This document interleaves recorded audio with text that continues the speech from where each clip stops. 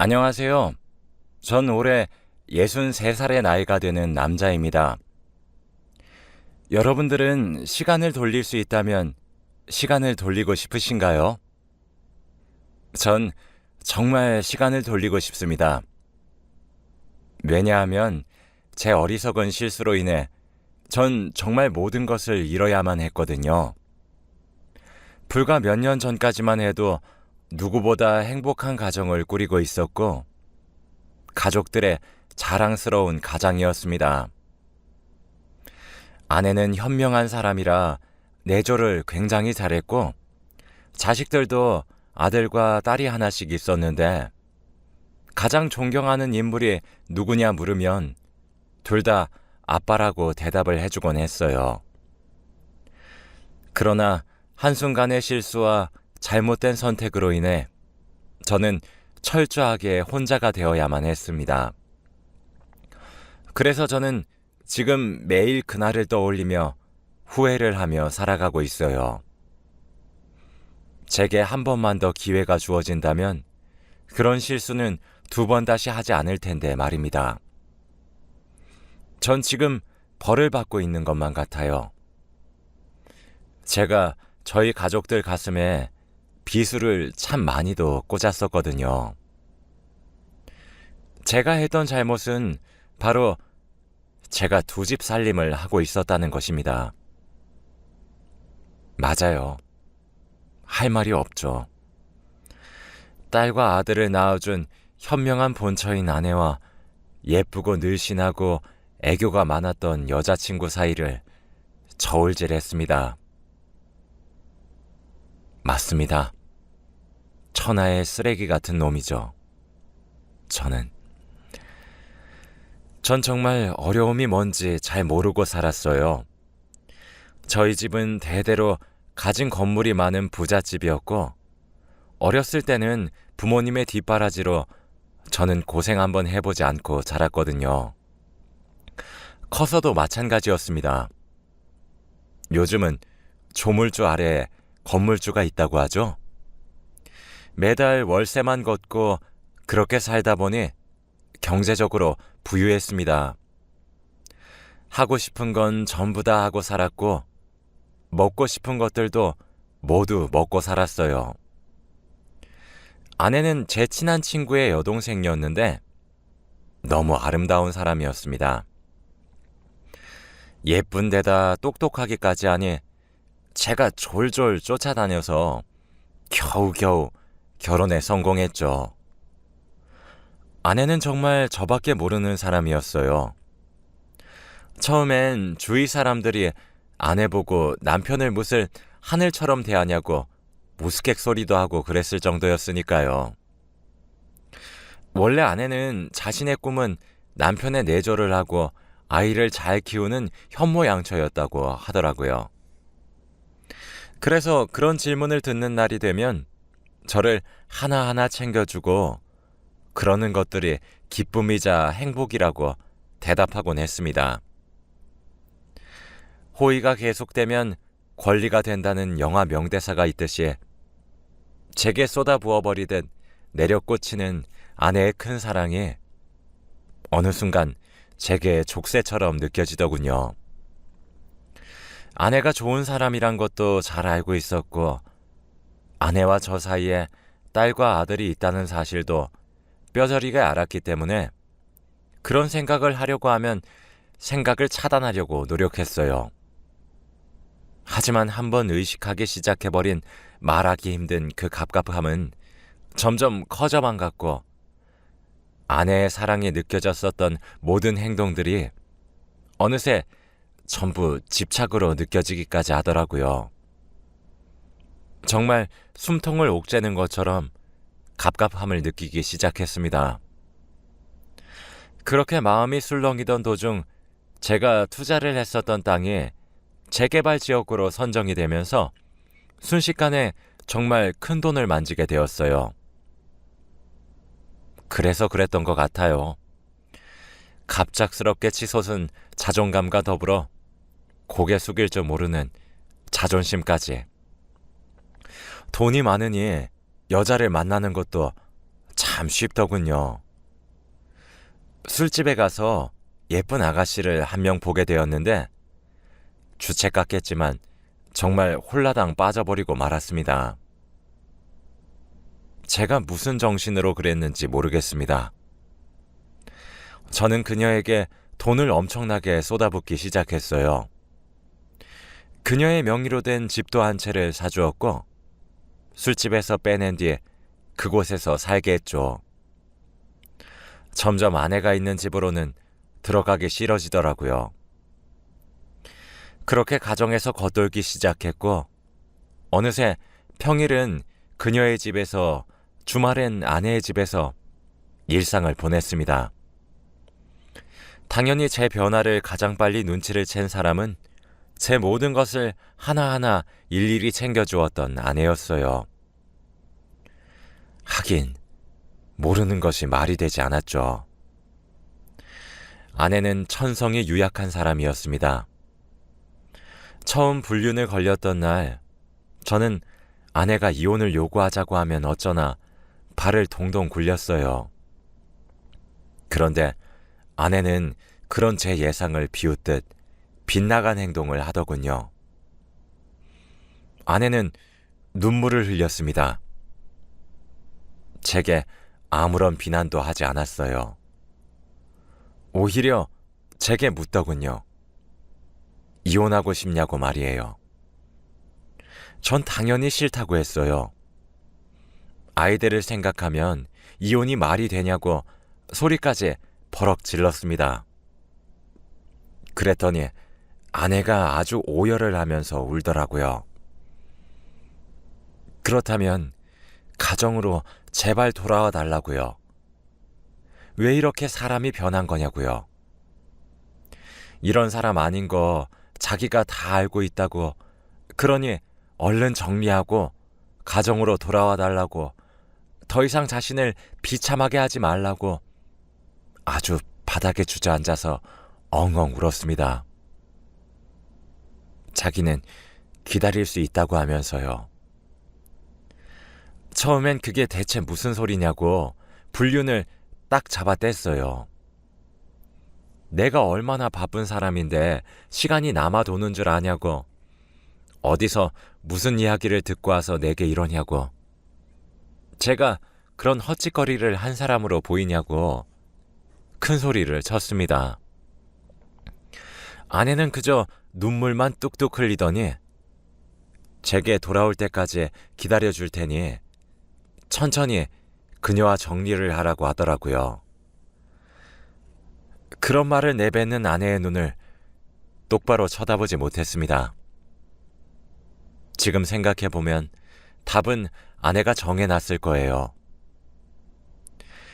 제가 가정으로 돌아올 테니 조금만 시간을 달라고 이 정도라도 말을 했다면 아마 지금 상황은 많이 달라졌을 겁니다. 하지만 저는 아내에게 미안하다고 한마디도 제대로 하지 않았어요. 지금 그려보니 그때 아내의 눈엔 원망과 배신감이 한데 섞여 있었던 것 같습니다. 전 양심의 가책이 느껴졌지만 아내보다 애인이 주는 자극적이고 짜릿한 사랑에 눈이 멀어버렸어요. 아내는 그 이후에도 묵묵히 제가 가정으로 돌아오길 기다렸던 것 같습니다. 제가 애원하기도 하고 울면서 매달리기도 하고 오히려 자기가 바뀌겠다고 기회를 한 번만 달라고 하기도 하고 제게 큰 소리를 치며 화를 내기도 했죠. 아내는 돌아와 달라 애원할 때는 눈물을 방울방울 흘렸고 그렇지 않으면 당신 그러다 천벌받아 라며 저주하기도 했지요. 아내는 점점 감정적으로 변해갔습니다. 아내가 그렇게 변화해가자 전 점점 아내를 더 멀리하게 되었어요. 그렇게 미치게 만든 건 저였는데 말입니다. 아내가 눈물을 흘리기만 하면 정말 속이 답답해졌고 질렸고 미칠 것 같았어요. 주위 시선 신경 쓰지 않고 길에서 소리를 빽 지르는 아내가 너무 창피했고 부끄러웠어요. 아내를 보면 속이 갑갑해지고 얹힌 것처럼 꽉 막힌 기분이었다가도 애인을 만나면 그런 것들이 정말 쑥 내려가는 느낌이 들었습니다. 그녀와 하는 것들은 처음 경험해보는 것도 아니었는데도 정말 즐겁고 모든 것이 좋았어요. 아내는 그런 저를 집에서 하염없이 기다렸어요. 아이들과 함께 말이죠.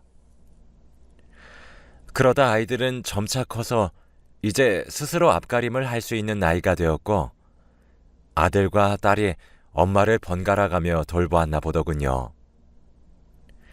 그러던 어느 날이었습니다. 그녀의 집에 제 여벌의 옷을 두기 위해 아내의 집으로 갔어요.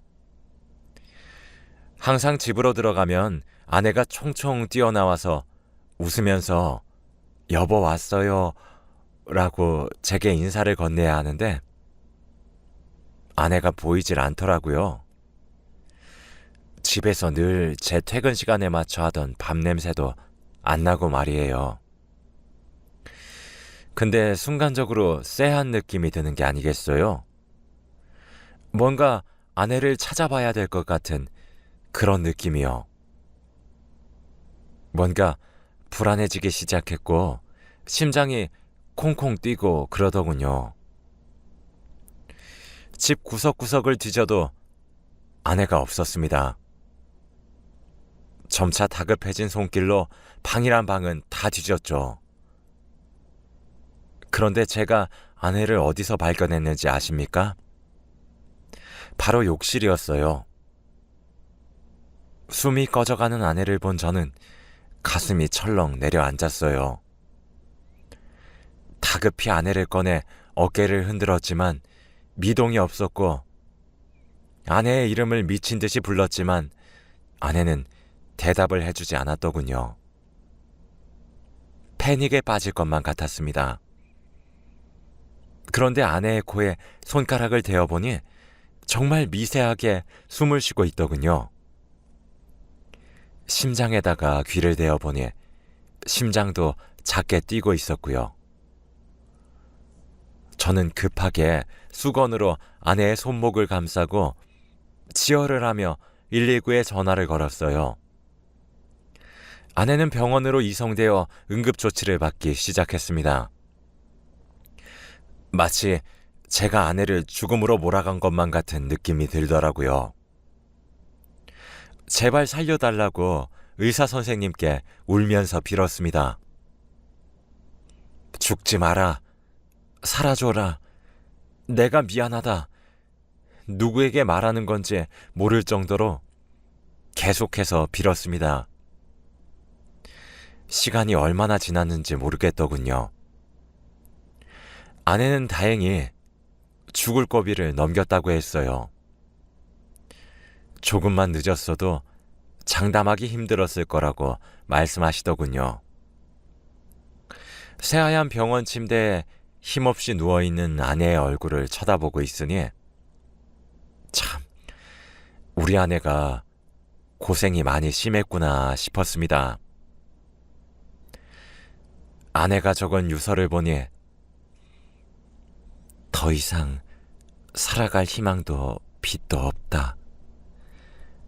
모든 것이 무너졌고 무너뜨린 사람은 자신이 무엇을 잘못한 것인지 무엇을 망쳐버렸는지 자각조차 하지 못한다.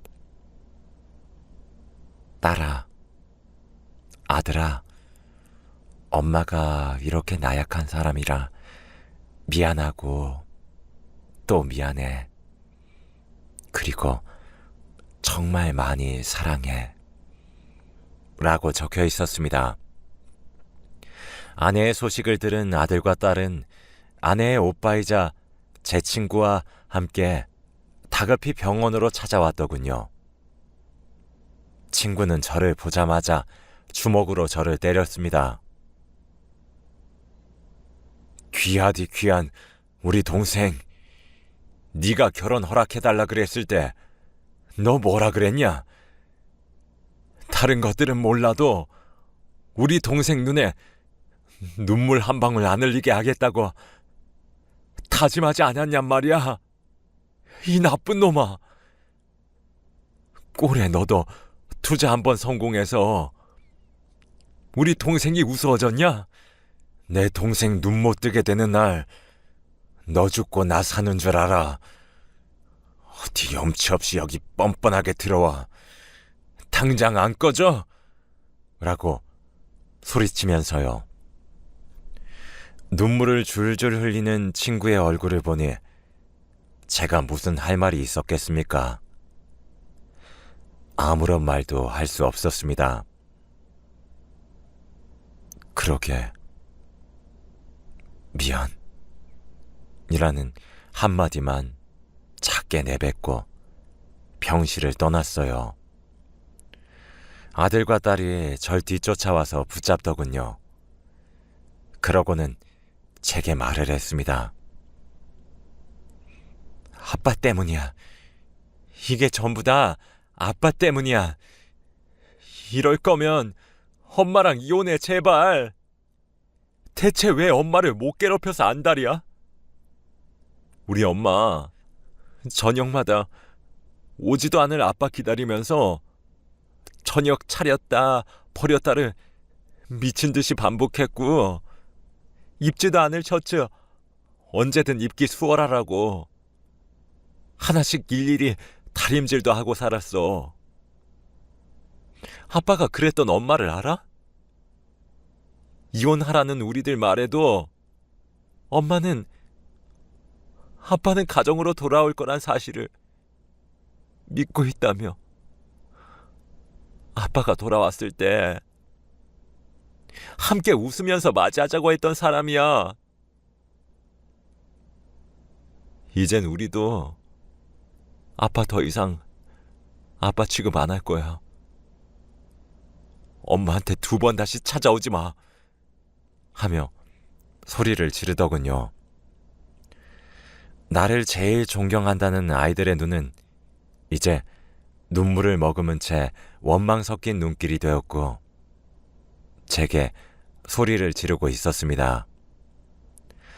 그런 아이들의 모습을 보며 그제서야 제가 대체 무슨 짓을 한 것인지 실감이 나더군요. 근데 정말 무슨 정신이었던 건지 그때라도 가정으로 돌아가기 위해 노력을 했어야 했던 건데, 염치 없이 저는 가족들에게 버림을 받았다는 현실을 받아들이는 것을 너무 힘들었고 오히려 원망했습니다. 그리고 그럴수록 그녀에게 의지하기 시작했어요. 그 사이 아들과 딸의 살뜰한 간호로 아내는 몸을 회복했고 제게 이혼을 요구하더군요. 아들과 딸 둘 다 성인이었기 때문에 제가 아내의 이혼을 막을 방법이 뾰족하게 떠오르지 않았습니다. 용기를 내서 아내를 한번 찾아갔어요. 아내는 처음으로 제게 차가운 표정을 짓고 단호한 어투로 자신의 눈앞에서 사라져 달라고 말을 하더군요. 오랜만에 보는 아내의 모습은 굉장히 말라 있었죠. 우아하게만 살아왔던 사람이라 항상 나이보다 젊게 보였었는데 얼굴도 많이 상해 있더라고요. 그런 모습을 한 아내에게 저는 당당할 자격이 없었습니다. 제발 이혼해달라고 고개를 돌리고 우는 모습에 정말 미안했다 라는 말만 한마디를 남긴 채 도장을 찍어 주었어요. 위자료로 요구하는 것들 모두 주었습니다. 제가 죄를 사하는 방법이 그런 방법밖에는 떠오르지 않더라고요. 아들과 딸에게도 미리 건물들을 증여했어요. 이런 것들 필요 없다는 말에도 꾸역꾸역 쥐어주고 헤어졌네요. 제 몫의 건물을 하나만 남겨놓으니 아내 대신 선택했었던 그녀도 절 떠나갔어요. 후회는 아무리 빨리 해도 늦는다더니 저는 그제서야 뼈저리게 후회가 되더라고요. 그렇게 혼자 살게 되었습니다. 아내와 아이들이 저를 외면을 하고 나니 그제서야 알겠더라고요. 제가 멍청하고 미련했었단 사실을 말이에요. 후회에 사무쳐서 찾아도 가봤지만 정말 매몰차게 거절당했습니다. 자식들은 아버지 취급도 해주지 않더군요. 그래서일까요?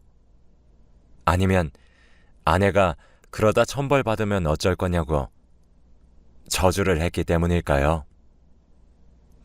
정말 하늘에서 벌을 내렸더라고요. 지금으로부터 2달 전 건강검진을 했는데 정밀검사가 필요하다고 해서 한 번 더 검사를 진행했어요. 그 결과 간암이었습니다. 간암 말기였고 왜 이제 왔냐는 의사의 말에 참 할 말이 없더군요. 그로부터 8개월 정도 더 살 수 있다고 하셨으니 이제 제게 6개월이란 시간만 남았네요. 의사한테 시한부를 판정받고 나서 가장 먼저 하고 싶었던 일이 뭐였는지 아십니까? 바로 제 아내에게 용서를 구하는 일이었어요. 아내에게 연락해서 만남을 구걸했습니다. 착한 아내는 절 만나기 위해 나와주더군요. 누군가는 제게 치졸하다 욕을 할지도 모르고 동정심을 이용했다고 비난해도 할 말이 없지만 저는 아내에게 간암 말기고 시한부라고 솔직하게 말을 하고 용서해달라고 빌었어요. 시한부 판정을 받자마자 가장 먼저 들었던 생각은 당신에게 용서를 구하는 일이었어. 내가 너무 어리석었고 당신에게 아픈 기억만 남겨주고 지우지 못할 흉터를 안겨줘서 정말 미안해. 제발 용서해줘. 정말 내가 잘못했어. 라고 말하며 정말 끄끄 울었습니다.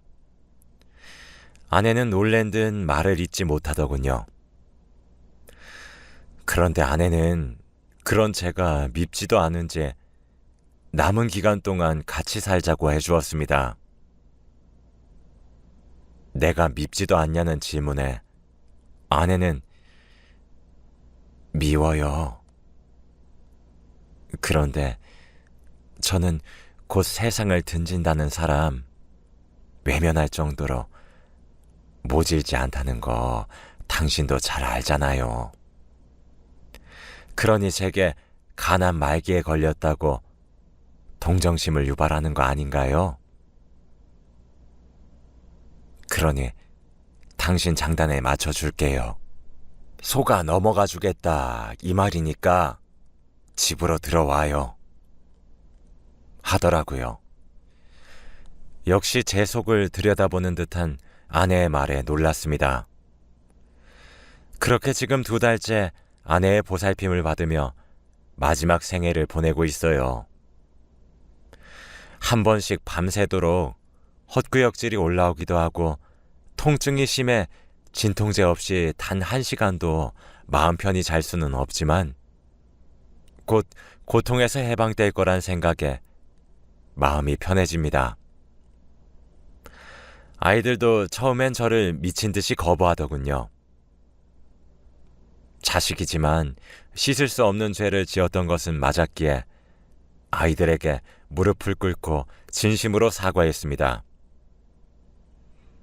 아이들도 아내를 많이 닮아 마음이 참 많이 약하더군요. 암에 걸렸다고 하니 바로 걱정스러운 표정을 짓는데 미안하기도 고맙기도 하면서 만감이 교차하는 듯한 기분이 들었습니다. 이렇게 소중하고 어떻게 보면 바보 같을 정도로 착한 가족들에게 제가 무슨 짓을 한 것인지 지금도 매분 매초 미안하고 후회스럽네요. 요즘에는 남은 기간 동안 제가 가족들을 위해 해줄 수 있는 것이 무엇일까라는 고민을 참 많이 하고 있어요. 그렇게 상처만 줬는데도 아버지란 이유로, 남편이란 이유로 다시 절 받아들여 준 것도 정말 감사하게 생각합니다. 다음 주에는 아내와 다시 혼인신고서를 내러 갈 거예요. 아내와 아이들은 아직 잘 모르고 있지만 제가 보험을 많이 가입해놨거든요. 아마 제가 이렇게 살다 죽으면 6억 정도의 보험금이 나오게 되어 있는데 수익자를 아내로 하기 위해 혼인신고가 필요하더라고요. 이걸로도 제가 저지른 수많은 죄를 다 지우지는 못하겠지만 제가 떠나고 난 이후에도 아내와 아이들이 좀 더 편하게 살았으면 하는 마음뿐입니다. 줄 수 있는 게 이런 것들 뿐이라 씁쓸하기도 하네요. 아내와 아이들은 이깟 돈 같은 재산보다 다정한 한마디를 내뱉을 줄 아는 남편과 아버지가 필요했을 텐데 말이죠. 제 이야기를 들으셨으니 모두 잘 아시겠지요? 다들 남의 마음에 비수꽂지 말고 피눈물 흘리게 하지 마세요. 진심으로 후회할 짓 하지 마세요. 절대 죄를 지으면서 삶을 살아가지 마시길 바랍니다. 정말 본인에게 전부 어떻게든 돌아오게 될 것이고 벌을 받게 될 거예요. 그리고 사랑하는 사람들의 원망을 받게 될 수도 있겠죠. 비록 저는 후회뿐인 인생이었지만 마지막에라도 아빠 노릇, 남편 노릇을 할 수 있는 기회를 받게 되어 정말 기쁩니다. 여러분의 가정은 평안하신가요? 만일 그런 생각이 들지 않는다면 작은 것부터 고쳐나가 보시길 권해드리겠습니다. 본인의 생각보다 좋은 남편이 되는 법과 좋은 아버지가 되는 법은 쉬울지도 모르거든요. 제 긴 이야기를 들어주셔서 감사합니다. 다들 후회 없는 인생 사시길 바라며 글을 마칠게요. 감사합니다.